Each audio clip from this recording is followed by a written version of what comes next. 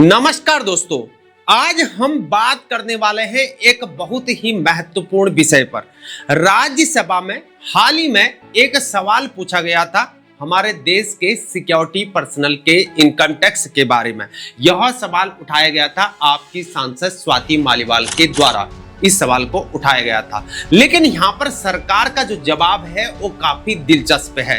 सांसद स्वाति मालीवाल ने सरकार से ये पूछा था कि पिछले 5 सालों में कितने डिफेंस, सीएपीएफ, पैरामिलिट्री और अन्य सिक्योरिटी एजेंसियों के जवानों ने इनकम टैक्स रिटर्न भरा हुआ है।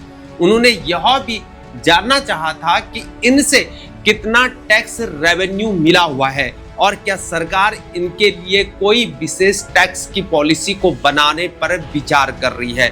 लेकिन मेरे दोस्तों, यहाँ पर सरकार का जवाब बिल्कुल निराशाजनक रहा है। वित्त राज्य मंत्री पंकज चौधरी ने यह बताया कि इनकम टैक्स रिटर्न में केवल ये कैटेगरी होती है, जैसे कि केंद्र सरकार के कर्मचारी व राज्य सरकार के कर्मचारी और पीएसयू के कर्मचारी, साथ ही यहाँ पर पेंशनर्स होते हैं। लेकिन इसमें अलग से डिफेंस, सीएपीएफ या पैरामिलिट्री की कोई भी कैटेगरी नहीं है, इसलिए सरकार के पास इनका अलग से कोई भी डेटा उपलब्ध नहीं है।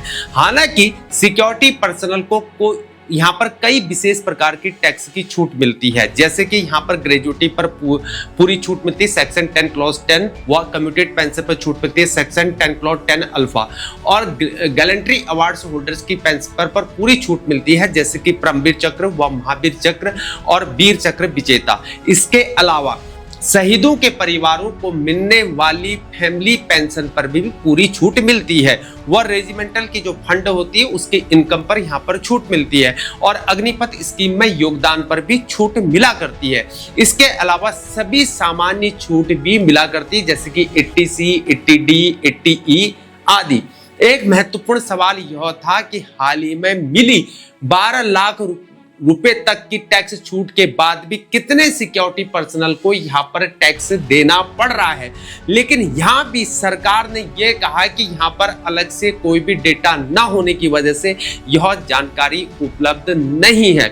सबसे अहम सवाल था, क्या सरकार सिक्योरिटी पर्सनल की सेवाओं को देखते हुए कोई विशेष टैक्स की पॉलिसी क्या रिव्यू कर रही है? इसका जवाब साफ था, फिलहाल यहाँ पर कोई भी ऐसा प्रस्ताव यहाँ पर विचाराधीन नहीं है। दोस्तों, यह जवाब कई सवालों को खड़े करता है, जैसे कि नंबर 1 यहाँ पर डेटा की कमी। सरकार के पास अपने ही सिक्योरिटी फोर्सेस का अलग से कोई भी टैक्स डेटा नहीं है।